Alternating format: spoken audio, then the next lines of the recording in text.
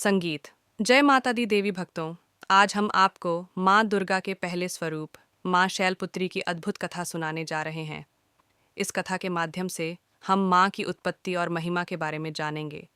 तो आइए माँ शैलपुत्री के श्री चरणों में ध्यान लगाकर माँ की उत्पत्ति और महिमा की इस विस्तृत कथा को सुनते हैं।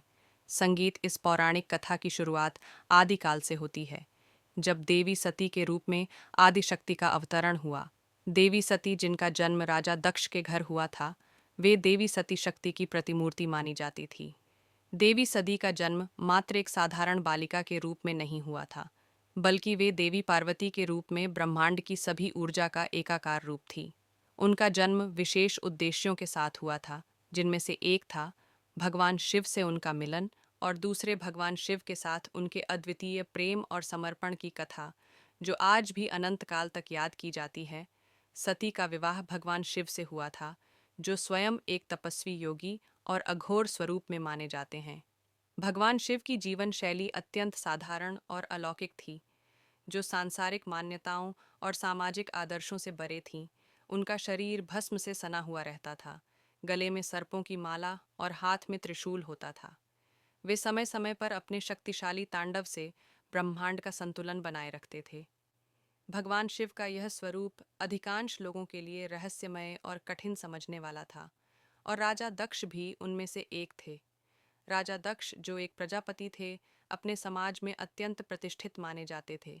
उनके लिए सांसारिक और सामाजिक मान्यताएं अधिक महत्वपूर्ण थी।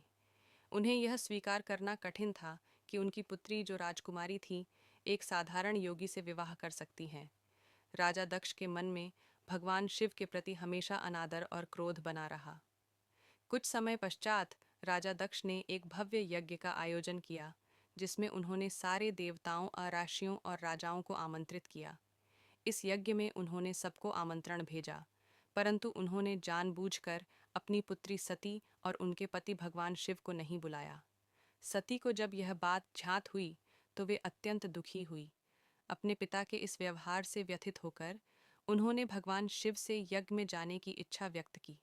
शिव, जो अपने साधारण और संतुलित दृष्टिकोण के लिए जाने जाते थे, उन्होंने सती को समझाया कि जब उन्हें आमंत्रण नहीं मिला है, तो वहां जाना उचित नहीं होगा।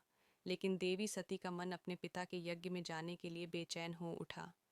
वे यह सोचने लगीं कि शायद उनके पिता का मन उनके प्रति प्रेम से भर जाए और वे भगवान शिव के साथ उनके संबंध को स्वीकार कर लें। यह उम्मीद उनके हृदय में बस गई थी। आखिरकार देवी सती ने भगवान शिव की बात अनसुनी कर यज्ञ में जाने का निर्णय लिया। भगवान शिव ने अपने समर्पित भक्त नंदी और अपने गणों को सती के साथ भेजा, ताकि वे सुरक्षित रहे। जब देवी सती अपने पिता के यज्ञ स्थल पर पहुंची, तो वहां का दृश्य अत्यंत दुर्भाग्यपूर्ण था। यज्ञ में सभी देवता और महान आर्षी उपस्थित थे, परंतु देवी सती और भगवान शिव का कहीं कोई उल्लेख नहीं था।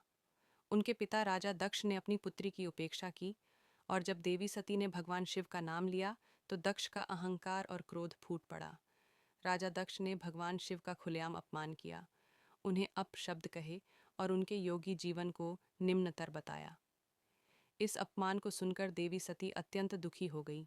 उन्होंने सोचा कि इस अपमान के बाद उनके लिए जीवित रहना संभव नहीं है, क्योंकि उनके पति भगवान शिव का अनादर उनके आत्मसम्मान का भी अपमान था।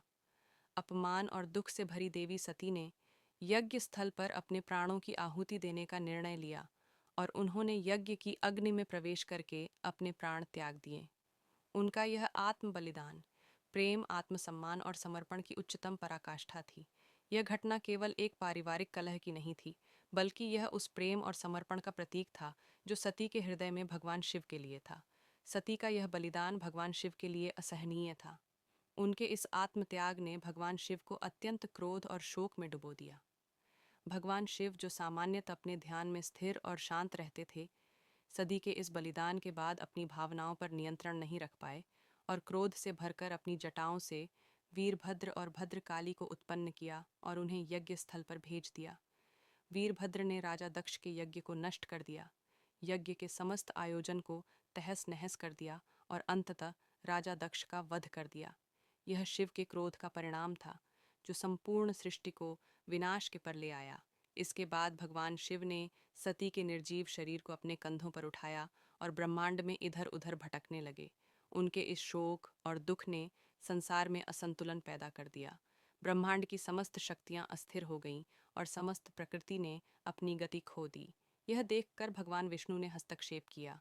उन्होंने अपने दर्शन चक्र से सद के शरीर के टुकड़े टुकड़े कर दिए और जहां जहां सद के अंग गिरे वे स्थान शक्तिपीठ कहलाए।